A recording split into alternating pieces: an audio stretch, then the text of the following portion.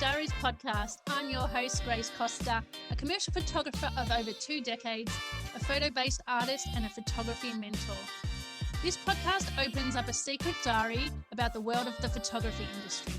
We'll bring you inspiring interviews with industry professionals, as well as stories and tips to help you propel through your photography journey, whether you're just starting out or a seasoned pro. Thanks for joining me today. Now let's open the latest diary. Christine Corcoran is a business mindset master coach, speaker, podcast host, and the creator of Thrive Retreat and Elevate and Next Level Masterminds. Through transformational mindset work, money mindset strategies, value-aligned business goals, and leadership skills, Christine coaches stressed out and overwhelmed businesswomen to grow and scale their businesses by becoming confident powerhouse women who charge what they're worth so they can thrive and succeed in business. Christine, a qualified practitioner in NLP, matrix therapies, and M-braining practitioner with an extensive studies of human behavioral profiling, hypnotherapy, and leadership coaching. She specializes in doing the deep subconscious work in releasing limiting beliefs and self-sabotaging behaviors to up-level your results in your business, income, and impact. She also has a podcast, which I have listened to many times, called the Next Level Life Podcast. You're going to love it. So today we've got Christine on the podcast, and we are so grateful to learn from her. Hi, Christine. Welcome to the Photo Diaries podcast. We are keen to have you here today because we love talking about money mindset and all things earning a living and increasing our profits. And you're the person to talk with today about this topic. So thanks for joining us. Oh, thanks so much for having me. You're going to find I absolutely love this topic. So you might have to interrupt me if I talk too much. No, it'll be fine. And I know you love talking about this topic because I've been following you for quite some time. You have a podcast where you talk about this topic. You often do Instagram lives. You're sharing free content around money and leveling up your business. So, I think it's really great to have somebody who's so open about this topic because, traditionally money has been something that, people don't want to talk about. They're embarrassed, or like my grandmother, even if you said something like, I found $20 on the ground, she would say, Gracie, don't talk about money over the phone. You don't know who's listening. Oh my goodness. Yes, you're so right. It is a really loaded topic. And I think that we all have our own associations with money from our parents, from our parents' parents, from our upbringing, our education. It all comes from all of our past experiences. And yet when we start to explore the impact that it's actually having on us every day in our business, it's quite phenomenal. People don't realize how much their money mindset is actually affecting their ability to charge well, affecting their ability to ask for the sale, affecting their ability to promote themselves. It affects so many elements of the business, even the sustainability of knowing your numbers and being comfortable actually looking at your numbers, even to the extent of actually wanting to make money. There's even a lot of women that I work with have this element around is it okay for me to want that? Is it okay for me to ask for more money? There's so much negative connotation around money that, yes, when you work through it, it starts to unpack a lot of those past experiences that you've just had with your grandma that just come to mind. So when it comes to money mindset and that sort of feeling around attracting money, when we think about money blocks, things that are blocking us from receiving or attracting money, how can you describe for somebody who's new to that term, what are money blocks? Absolutely. So a money block is any type of belief system, emotional association that is from a negative space that is impacting our ability to be open and allowing more money to flow to us. So it is a blend of, when I think about I do a lot of energetic work around it as well, but it's also the mindset, literally the mindset like you just described. If you have an association that it's not okay to talk about money, the way that you then bring that into your business will actually affect your ability to make money.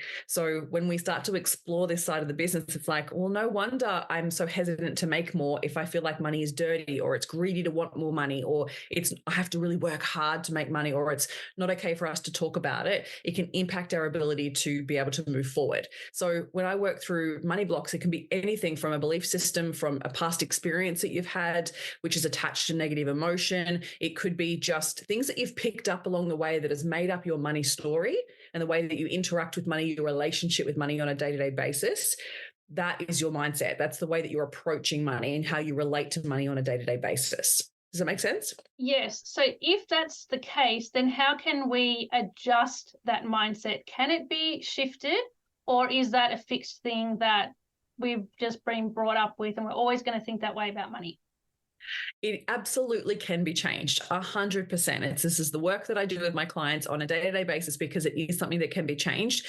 Any type of belief system, emotional attachment, behavior that we've developed is a learned behavior. It's a learned belief system, a learned thought pattern, and it's come from somewhere, right? It's not something that just comes out of nowhere. Like, it's come from somewhere. And when we understand that our brain has neuroplasticity, which means it's always growing. You're always growing new neural pathways. You're always expanding your capacity to learn, right? So you're learning new things. And so your perspective or your consciousness is always evolving. So it's what you're consuming and it's how you're holding on to any belief systems from the past that is impacting your ability to change.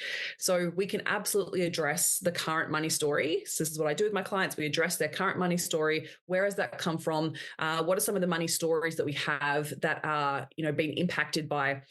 Sometimes it even comes from movies, from music, from someone saying something about money once that you took on board to be true. And then you found all this evidence as you went out into the world to be like, oh, that's right, that is true. And so you hold on to these belief systems. And so we want to address firstly what is current and what's showing up for you at the moment with your associations with money, and ask yourself like how that is actually working out for you. Because if it's something that's impacting in a negative way, then we can absolutely change it. But if it's working for you, that's okay. Totally keep it. But if you recognize it's actually impacting your ability to charge well, impacting your ability to sell, impacting your ability to manage your money within your business, to be able to utilize it in a really healthy way, to relate to it without stress and anxiety and fear, then we absolutely want to work on developing a much more effective, useful money mindset.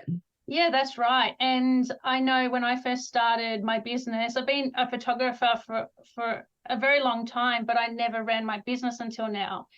And the money block I first had to overcome was running a business. I felt that it was hard to run a business and hard to earn money. And because my family had a business, I thought in my head that it was hard for them. But in fact, when I asked my family about it, the truth about it, they said it was a thriving business. We were so busy, we couldn't keep up with demand. Oh, and my God. I never knew that. And as soon as I found out that actual truth, it gave me this confidence and this green light to say, oh my gosh, all right, well then that's out of the window. I can now run a thriving business. I just need to learn how. Yeah. And that's how I went about it. I just found coaches and kept working on my money mindset, because of course, as you said, societal things, movies, media, we're kind of brought up to believe that money can be A, B, C, and D in a negative aspect. And in fact, we have to retrain ourselves to think about money the way we want to think about it, in a positive light. And money is just an energetic exchange. So 100%. It's not a good or bad thing. It's just a thing, just like the paintings on your wall is just a thing. That's it. We don't question, like, it's a resource that we get to utilize in our lives. We don't question oxygen. We don't judge water. Like, it's the same thing. Like, it's a resource that we're using. And I think that because there is so much negative connotation to money, we give money almost too much power in a way, right? So we want to acknowledge that, yes, it absolutely is an energy, and we get to exchange it for other forms of value. And so you need to also value what you're giving of value in order to feel deserving of receiving. But I think as well, like, I absolutely love that you did that work on yourself, because a lot of people don't do that. They don't actually question it. They don't take the time to actually go, well, why do I believe that? Like, where is that story even coming from? And then for you to go back and find out that that wasn't actually the truth and it was just your brain's way of filling in the gaps. So you would have had certain experiences and you would have seen your parents handle things in certain ways. And in your brain, you were like, oh, well, it must be hard. And so you built up the story that it was going to be hard, but it doesn't necessarily have to be. And I just love that you did that work. It's amazing. And just that quick shift of perspective, you're able to go, well, hang on a minute. I don't have to hold on to that old story anymore. I can let that go. And then you feel much more open to actually doing the work. Whereas a lot of the time, like when I work with clients that have been avoiding their numbers for a really long time, find that talking about money is really hard. When we unpack the story around it and we release that story, they feel so much more empowered to be able to look at their numbers, learn from it, and actually step fully forward towards what they want to create.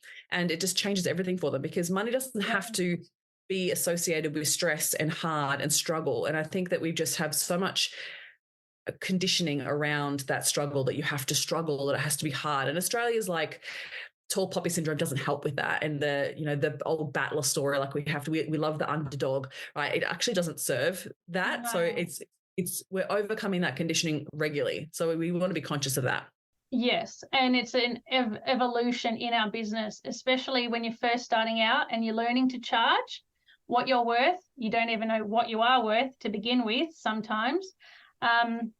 To then, going deeper into your business and having to charge more as you go along, knowing what it costs to run your business, all those sorts of things are part of the evolution. We've got to go through all the little steps.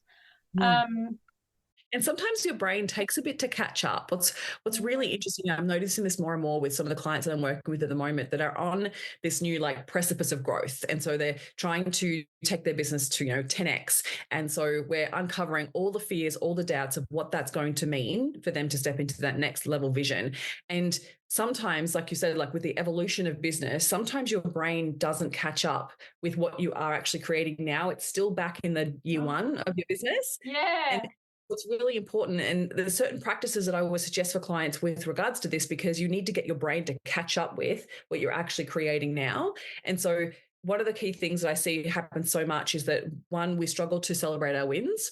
We don't actually acknowledge the growth that we have created or the outcome or results we've created. And we just keep moving on to the next thing, the next thing, the next thing, instead of actually taking time to take stock and be like, well, actually, look how I've progressed. Look how I've developed this skill. Look back and actually go, well, look at the photos I created on year one compared to how they are now. Look at the impact that that's having.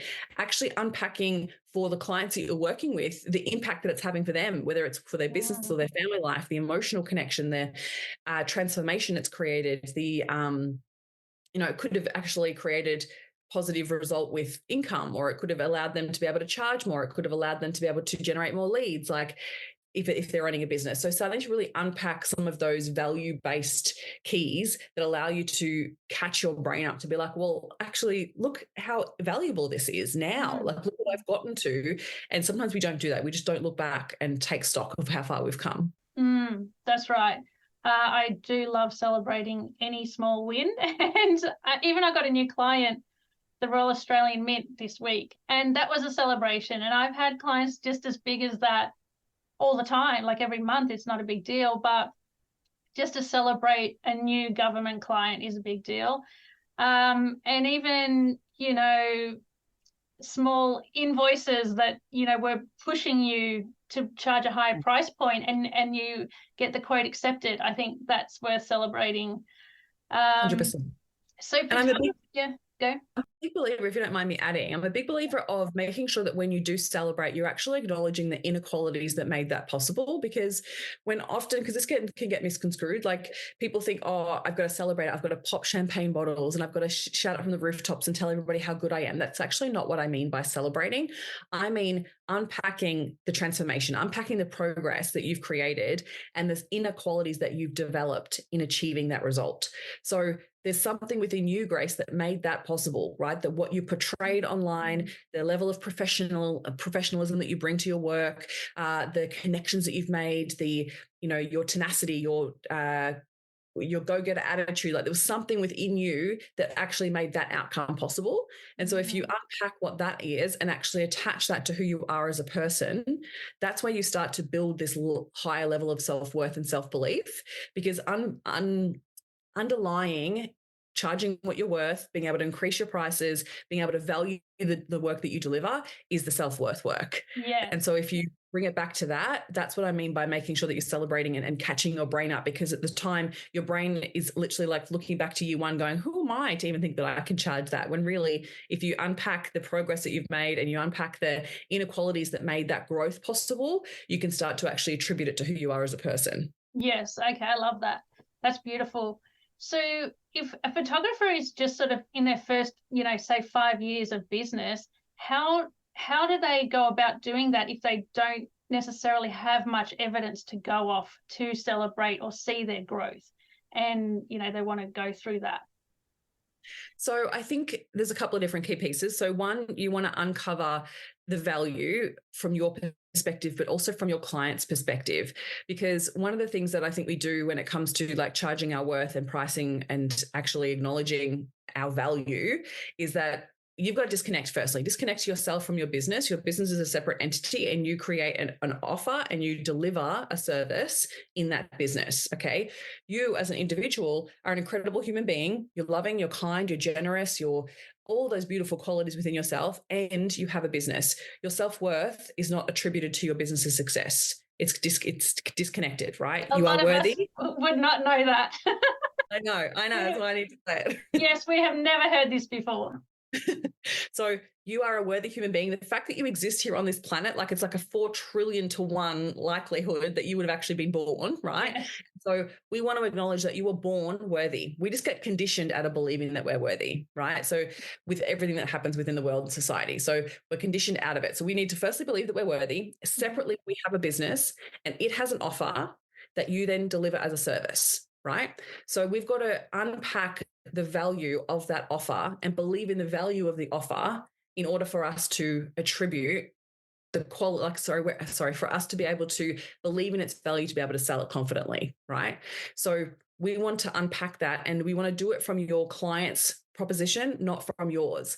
Because often the case with creatives, I see this a lot where they're like, oh, but it's easy for me. It comes naturally to me, or I love doing this. And so then we think, well, then I shouldn't charge well for it. Oh right? My gosh. Of value. Yes. But it is of value to the person who's buying it. And so you want to recognize that the client is not investing their money in you.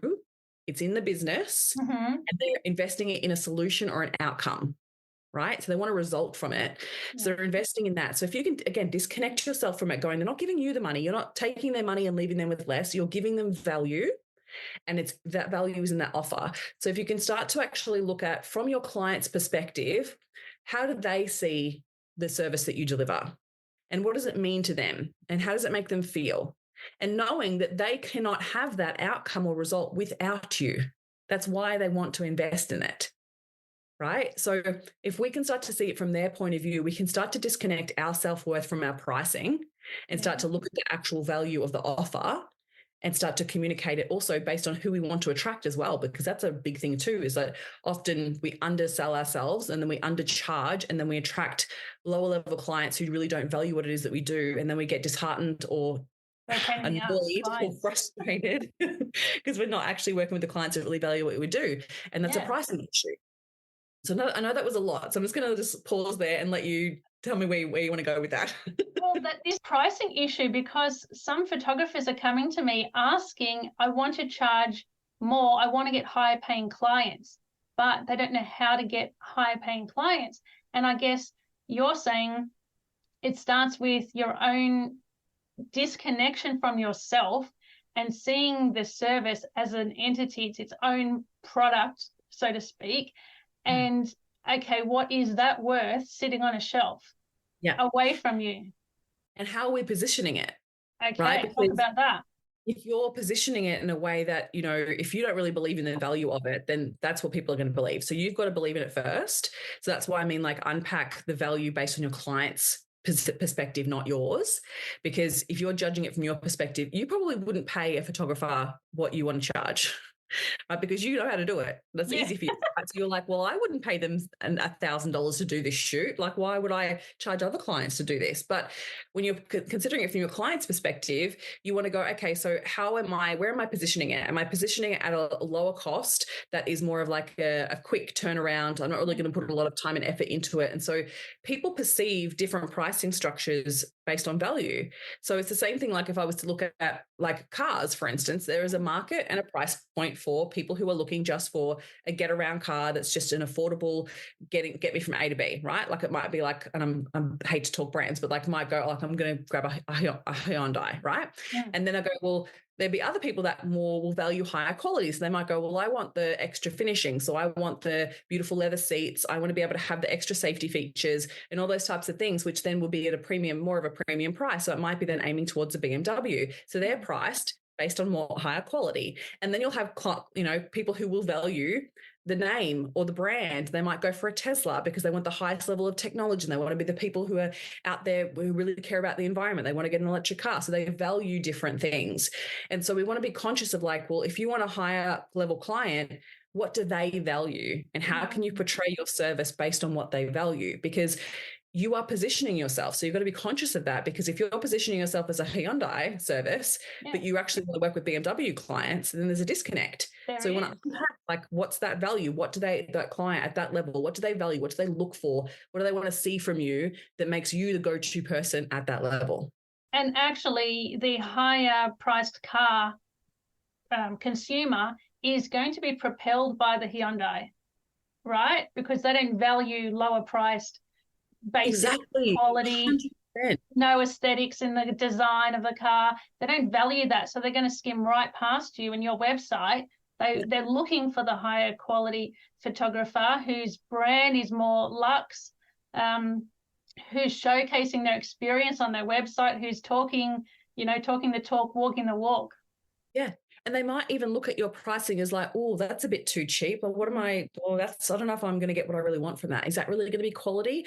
Because they're judging based on the price, right? So they might go, well, I wouldn't spend any less than $1,000 on a photographer because God knows what I'm going to get if it's less than that, right? Like, do you know what I mean? Like you got to be conscious of where you're approaching the right client and making sure that your brand is matching and their pricing is actually matching the level of quality they're looking for. Okay, so then how does a photographer know which sort of level they want to be at? Because they might have a lot of scarcity mindset and fear around charging money, but part of them feels like they want to be the Audi car, the luxury car. One part of them wants to be the luxury car, but the other part of them is acting and still believing that they can only price at the Hyundai because their clients won't pay. The clients won't pay more. They're always telling me this. My clients won't pay more. Yeah, they will, and they are, but you're just not having conversations with them because you're not positioning yourself in a position to have a conversation with at that level. And I know people are going to hate me to say that, but they absolutely are out there. And I guarantee you, if you did your market research, you will find that other people are charging more than what you're charging. There's a price point for everything. Like the same with coaches, like the people that are out there charging 5 to 10 times what I'm charging, and the people that are charging 5 times less than what I'm charging. So it all just depends. And so I think there's a couple of things that you want to identify. So often what I see is some symptoms that show up that show us that it's time to actually have a price increase, or you might be actually attracting the wrong clients. So one is that clients don't pay on time. They ghost you around pricing. You recognize that you're feeling underappreciated, or there is a level of frustration, or what's the word? Like you don't feel like that basically what's happening is the value exchange is off. So you're actually resenting the clients that you're working with because deep down you actually know you should be charging more, but they're getting such a good deal. There's an air quote, such a good deal they're charging, but you think it should be more deep down. Yes. And so you want to pay attention to that and go, or it could be that they're not showing up with their side of the game. So you might be doing one part of the job, but they need to actually be showing up to the appointments on time. They need to be making sure that they're making time for the pre-work for the session, right, for the shoot. So some of the things that they need to be preparing for, they're not preparing for. So they're not valuing your time. They're not valuing the work that you do.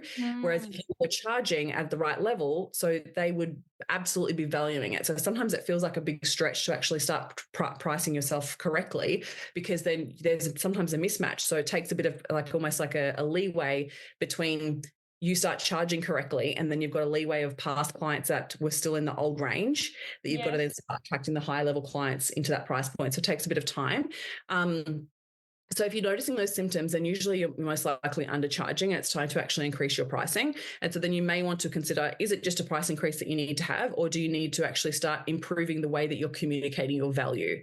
Because there's a mismatch happening there. So you might go, well, I do want to charge more, but the clients that I'm attracting don't value charging at a higher price. So that actually means that you're not communicating your value effectively. So we want to come back to actually learning to communicate that. Now, I always like to talk about communicating value with utilizing the universal language of value, so then people understand it. Because often what happens when we're in our own headspace, our own creative headspace, we think we know what the value is. And so we communicate it from our consciousness instead of actually communicating it on how normal everyday people understand value, right? So we want them to see the investment as worthwhile and valuable and higher on the priorities list of what's important to them. So then they make the investment. So we need to make sure that we're communicating the way that we deliver our service and the result or outcome that we create for them based on either time, money, or effort. That's the way that every single person in the world sees value. We value time, value money, and we value effort or energy is another way to put effort. So for instance, like you need to communicate your service. And I know you work with lots of different photographers that listen here. So it could be whether it's corporate work that you're doing, or whether it's family portraits, or whether it's branding portraits. Like it's going to be different for different businesses. And so if you can learn to actually unpack, like, how does this impact my client, from how does it save them money or make them money? And how do you connect the dots for them, right? With time, how does it save them time, or how does it speed up the process? So we might go, well, it'll help us if it's a branding image, right? So you're helping someone in their business to create beautiful branding images. That might allow them to be able to charge more. It might also allow them to be able to attract high level clients themselves, right? So you need to communicate that so then people go, oh, I see the value of investing in this because this is going to help this part of my business grow, right? It's going to make me money or save me or speed up the time. And then with effort or energy is the other one, is how does it reduce effort, or how does it give me energy? Right. So with your service, you don't have to have all three. You just have to pick one or two and then start to communicate that in the way that you communicate your value. So you might communicate your process and how that speeds up time or reduces effort or energy, because like sometimes with photographers, it's like, oh, what am I going to have to get prepared to get ready for that shoot? And I just keep putting it off and putting it off. So think about it. How can you reduce the effort for them so then they can invest now and see the value in investing in it now? So if you can start to learn to communicate in those three elements, then your ideal client will more likely be like, oh, I see the value in this now and I want to invest in it. Now, the emotional investment is just as important, right? Because with photography, there's an emotional piece. And so there is those three key pieces, but it's all emotional. At the end of the day, if you learn to actually communicate emotively, then clients buy based on emotion. At the end of the day, with everything, they buy based on emotion. So if you can learn to communicate how it makes your clients feel, so even thinking about how you communicate why the client came to you in the first place, so how they were feeling beforehand with whatever in relation to whatever you shoot, how you helped them. So what was the process, or what you did for them, dictating the shoot and what that meant for them. And then the outcome afterwards is, again, how did it make them feel? So if you can make sure that you attach the emotions as well before and after, it helps a potential client go, well, I was feeling that.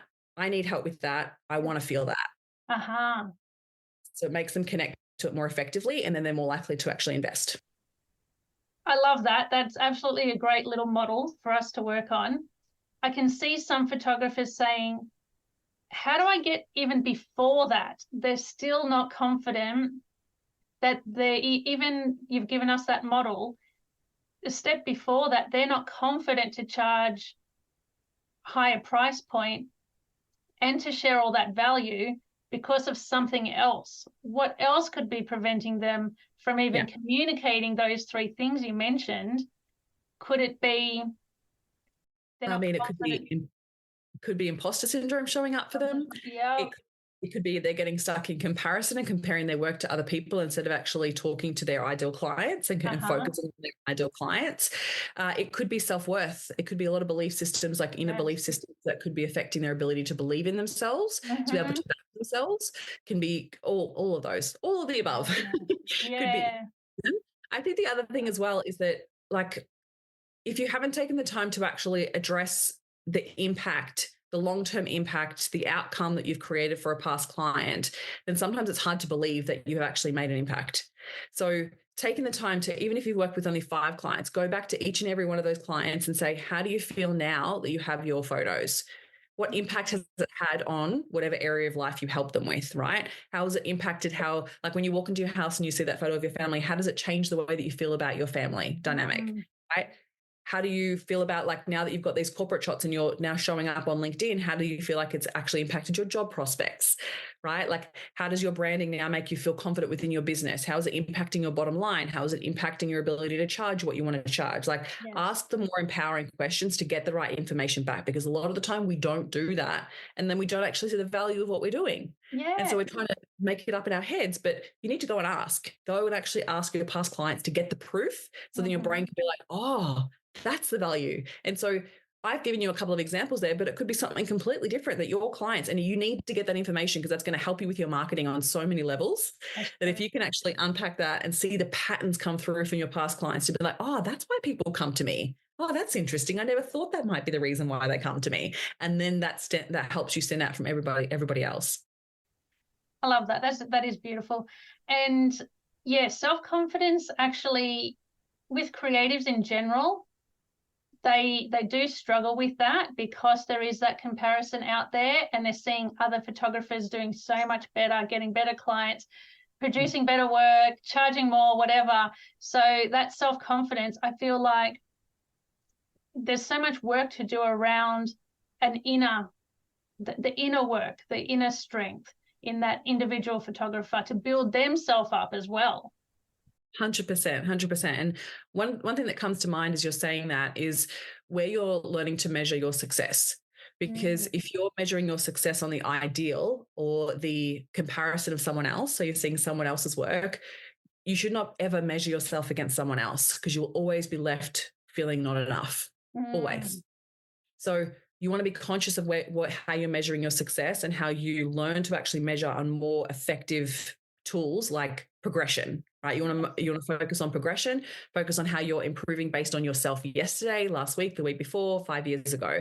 And that's why I'm like, always look back and actually learn on see how you've developed and how you've grown, and focus on how you measure your own success against yourself, because confidence is a really interesting one, right? Like when it comes to believing in yourself, you've got to have that proof and that evidence from the past to back yourself up, because your brain's always looking for that, right? Yeah.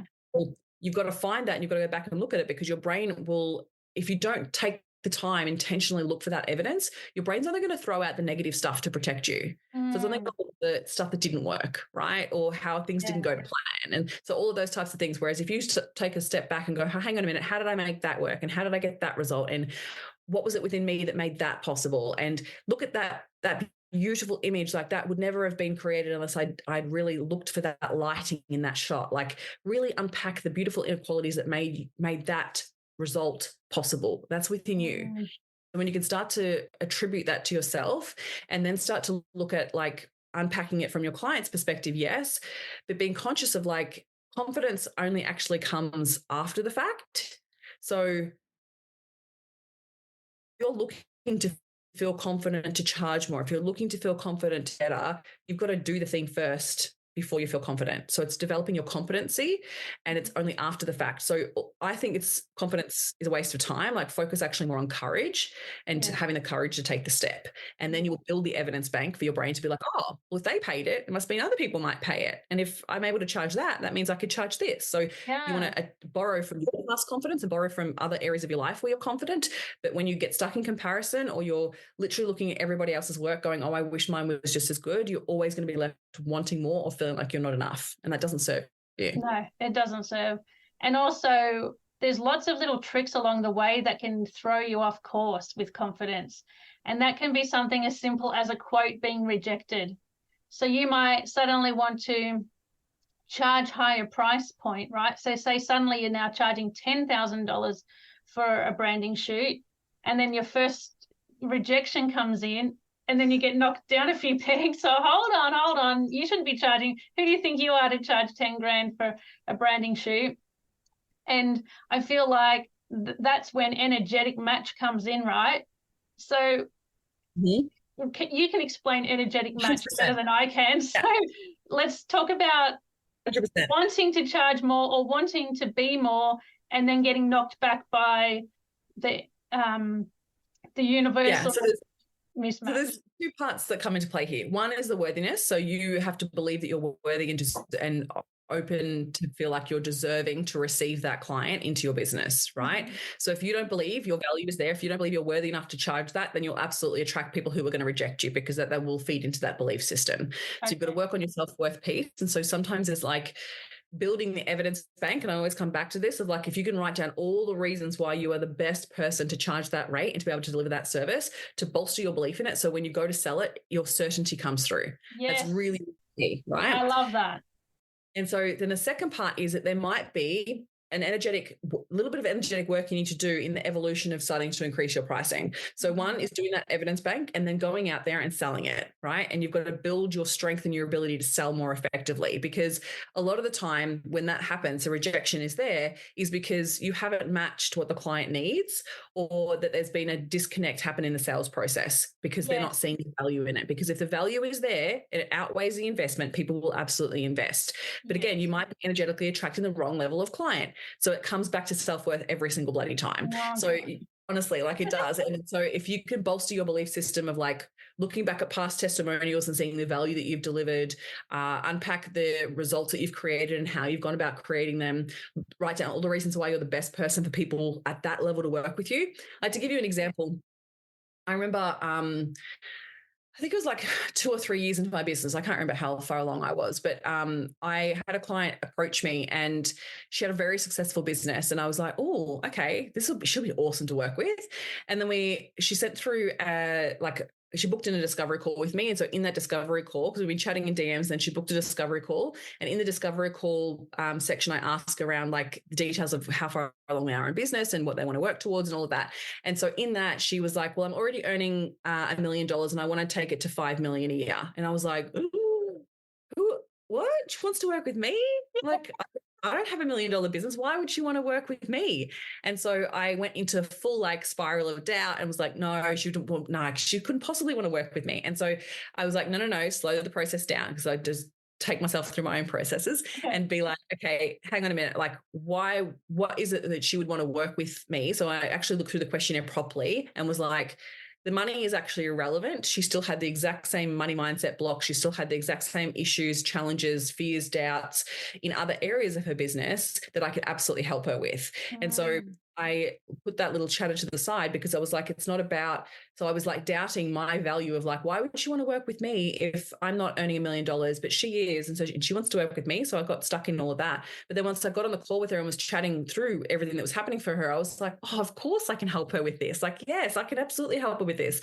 And so sometimes it's actually just being conscious of that in a chatter.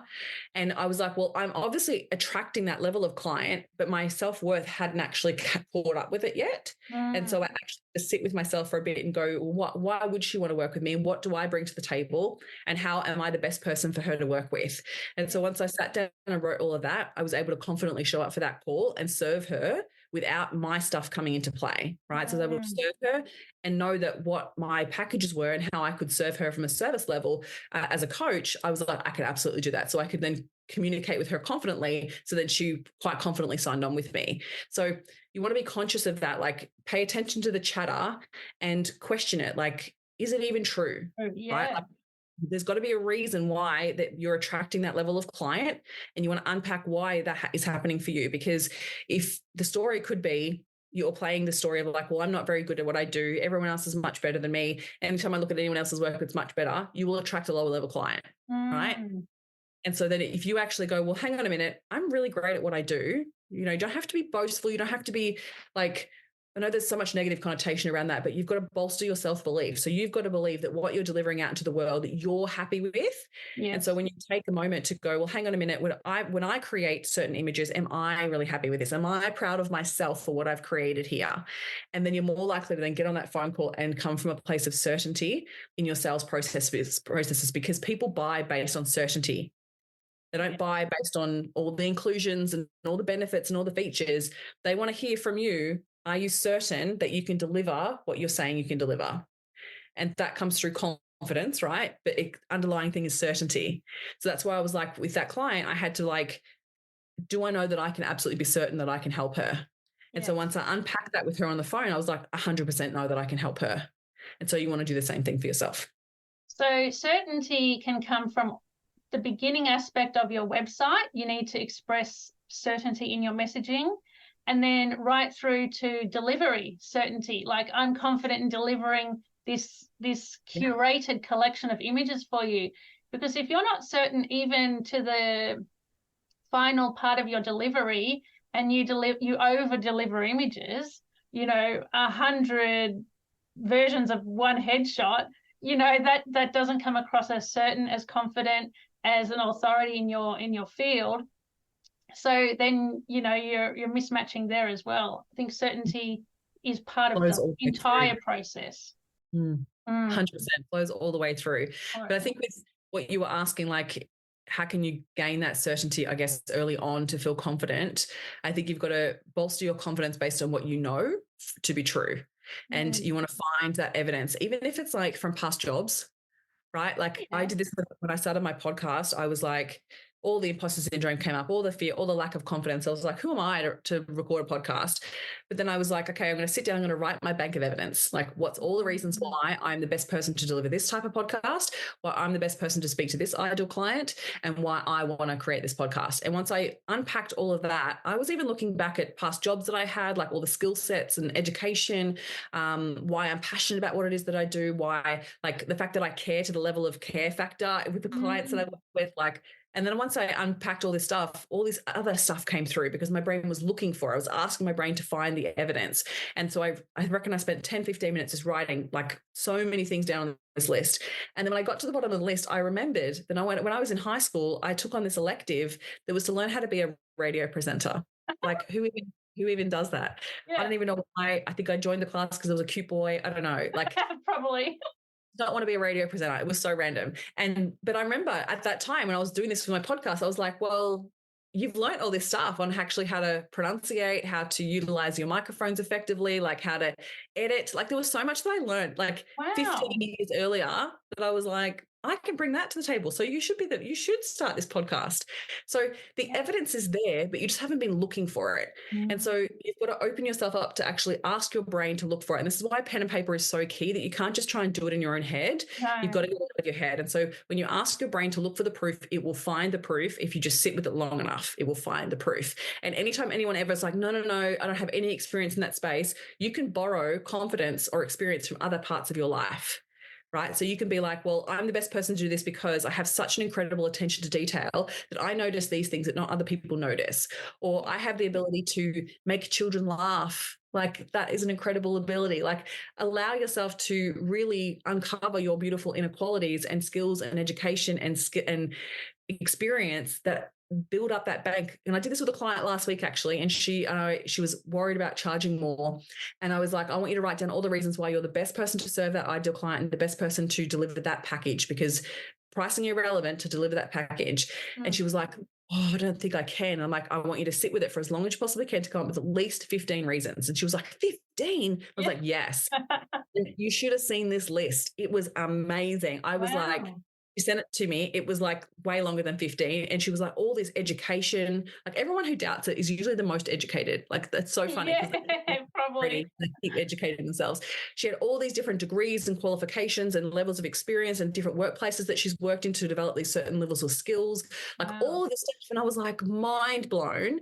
And I was like, you need to learn to attribute that to who you are as a person and what you bring to the table, because you're doubting your worth and you're doubting your belief in yourself, but you're forgetting all of this stuff. And she was like, I've completely forgotten that I'd done half this stuff. That's so I was like, it has to be on paper. Exactly. And so I said to her, like, now imagine your ideal client who needs what you have to deliver. Would she want to hire this person? And she was like, hell yeah. Yes. Like, exactly. So it's hard if you've always, your brain's always gone to the negative, or your brain's always doubted you to do this type of activity. It's very mind blowing. And also if it feels hard to do because your brain isn't normally used to looking for that type of evidence and proof. But when you train your brain to do it on a regular basis, you start to build up your self-worth. And that's wonderful. And also about the people who are surrounding you. You might have family members who have sort of made you waver your self-belief in charging a certain amount because of their money mindset issues, and they don't value photography or, you know, paying a lot for family photos, and they're whispering in your ear, oh, are you sure you're going to charge $1,000 for that? You should not take their opinion on board. Like, No. the last people you should ask for feedback from, because if they're not in business, this is my always go-to. If they're not in business, is one. If they're not my ideal client and they don't have my best interest at heart, so they often put their own needs above yours, then you want to go, do I really want to receive feedback from them? Because majority of the time it should be no, because you do not want to base your pricing based on what family members think that they would pay, because they've seen you grow up. They don't necessarily, like, I was talking to my brother about this a while back, and I was helping him with his business. And afterwards he was like, I didn't know you knew this stuff. No, because you never worked with me. Like, you've never been in a job with me. You've never really even asked me what I did on my previous jobs. Like, all of this, he just had no clue. And I'm like, that's because your family only sees one part of you. And so you've got to be conscious of that. And so I'm a big believer of, like, being really conscious of and choosy of who you receive feedback from, and allow yourself to go, no, I don't have to take on board that feedback if I don't want to. Yes. I've made that mistake myself. No disrespect to my husband, but sharing pricing, you know, navigating pricing with him. He's not in business. He's always been employed, and he does throw me off if I do ask, and always sort of questions the pricing. Whereas if I share it with a business person, they're complete opposite, and they're more like, no, that's fine. That sounds great. That sounds like value. Charge more, whatever. So I'm really conscious now about that. Yeah, they always want the best for you. And I think that it's very hard for people to completely set aside their own agenda or their own perception to give you advice that's going to work for you. And I think as well, especially from an employee mindset, that's one of the biggest challenges is that when you're in a business mindset, it's very different to an employee mindset. You do not get paid on time. So time is irrelevant. Like, I think one of those things is just hard, because I'm the same. Like, one of my sisters used to give me advice, and I remember being at her house and her husband even was chiming in. And afterwards I was like, am I listening to this advice? Like, it was like later on, like when I was out of their house again, and I was like, do I really want to listen to this advice? And I was like, are they where I want to be? The answer was no. Do they run businesses? The answer is no. They've always only ever been in jobs, 9 to 5s. And so they were basically projecting their fear of taking risks in my business, that fear of their own fear. So I was like, well, one, they're not even big risk takers. I can have a higher risk tolerance. Like, there was so many reasons why I was like, I'm going to set that little bit of advice to the side. I know they have my best interest at heart, but I'm just going to set that aside and go back to, like, listening to people who are in business, and also who my ideal client is, because I've got to make sure I'm taking the advice from the right people. Yeah, I think we're all going to learn from that one. Thank you. That's great.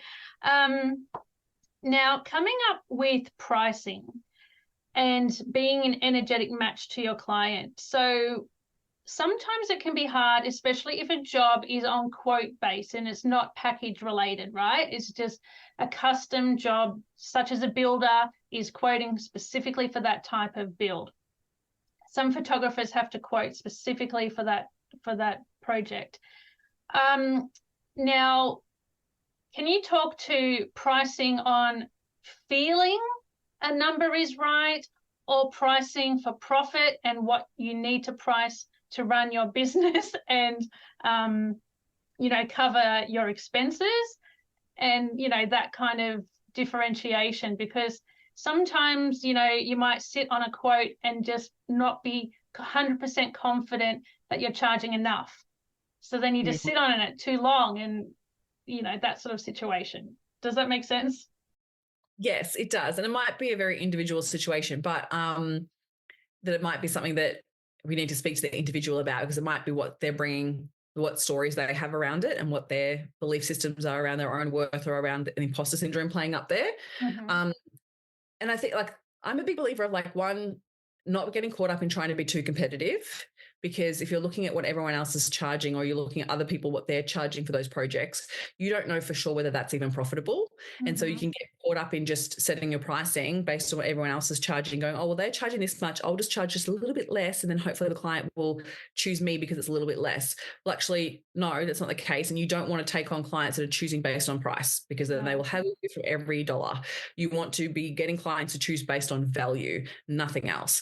And I think one of the things with what you're asking is, there is probably two parts to it. One, you've got to do your numbers. Like, you've got to do your numbers to figure out your own profitability, because if you are undercharging, whether you get the job or not, you're going to regret it, because you probably could have taken on a higher paying client and made more profit. So I think, one, you need to get to know your numbers to know what you should be charging so it is actually profitable. You need to factor in everything from your operational expenses to your tax to your own wage, like making sure that you are pricing correctly. And then you want to learn how to sell at that level. And then you want to learn to communicate your value at that level, right? Whereas often people go the opposite. They go, oh, how do I communicate the value? But I haven't actually worked out my profitability. And so they just pull a price out of their heads and just charge that. Whereas you want to work out your numbers first and charge correctly. Now, I think when it comes to, like, this project work, is that there is an energetic connection between it around, like, know your numbers to know what you should be charging and then what feels right. Because sometimes it is literally going, well, this is going to cover my costs and this is kind of going to give me a little bit of profit, but does that still feel okay for me? Because you want to think about your energy output, your own, like, experience that you're bringing to the table, and the way that you are going to deliver based on what you're offering, right? So if you know that you're going to go above and beyond, then you want to price correctly with that. And so sometimes it's actually just checking in with yourself to be like, do I believe in the value of what I'm delivering here at that price point? And do I 100% believe in it at that price point? Yeah. And so if their answer, and your body will tell you, like, this is what I mean by, like, tuning in with yourself, of checking in, your intuition will be like, no. And then you want to ask yourself, okay, why am I doubting this? Why do I not believe it's worth this? And unpack that for yourself.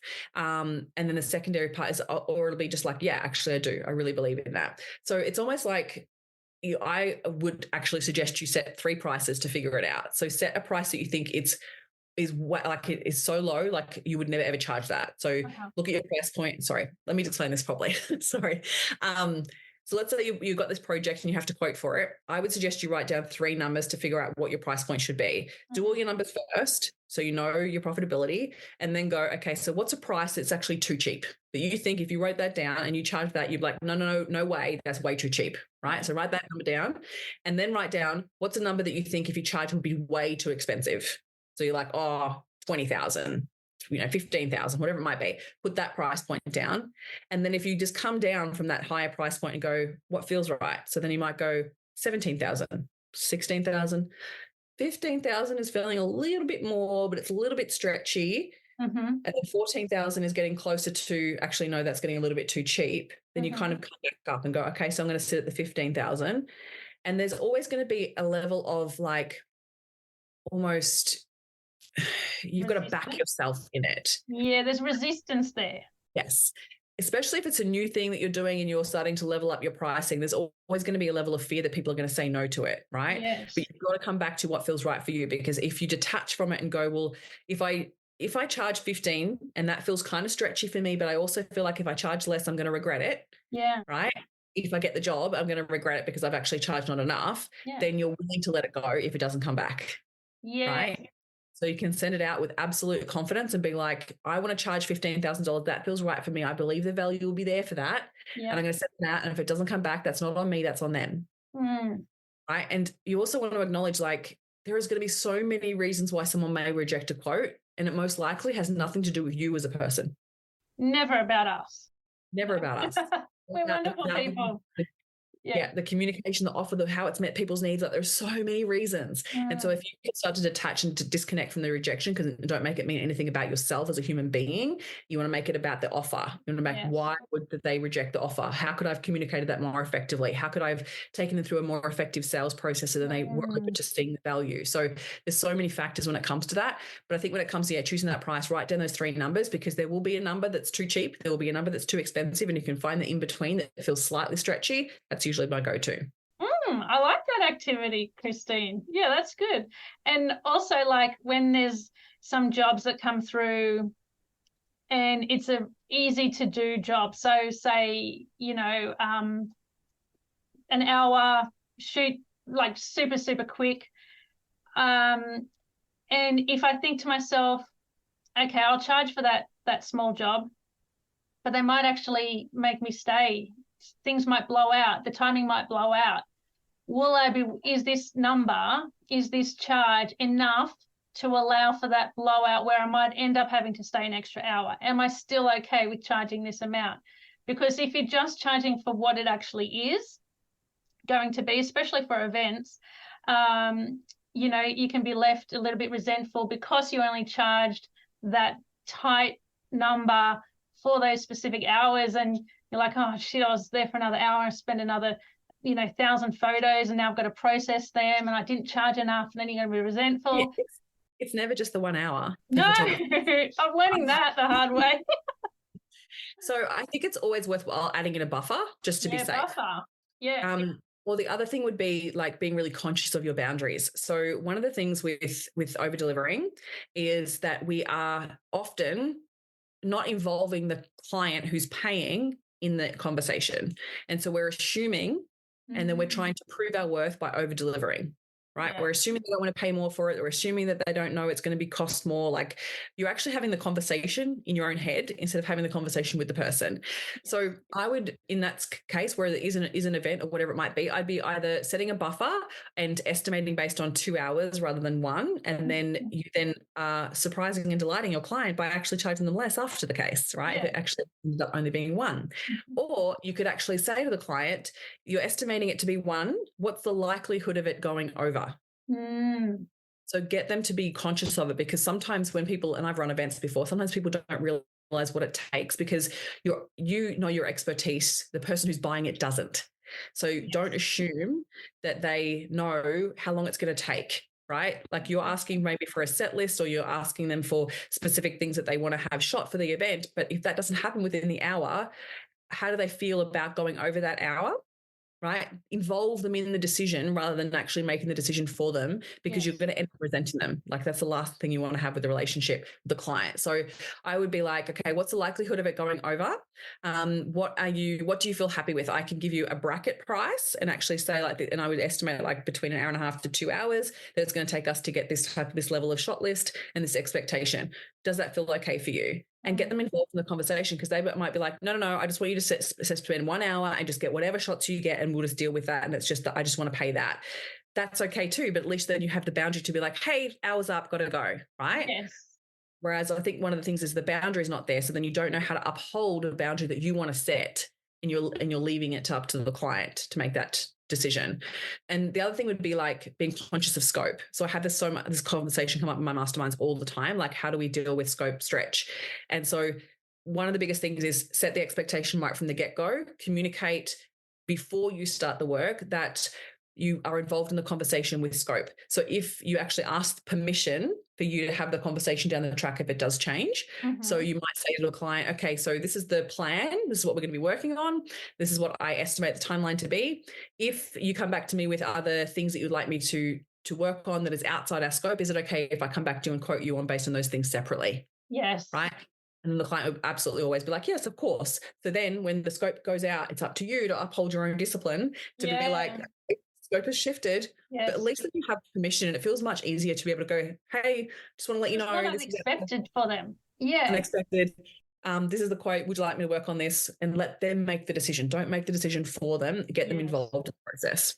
And also in my contracts, I specify if an event is is out of the original scope of the quote, you'll be charged this per hour and should be approved on site at the time. So cover yourself sometimes in the contract as well, to set your boundaries. Wow, that was a great conversation, Christine, and you have given us some tasks to do to work on our self-confidence, some tactics for pricing.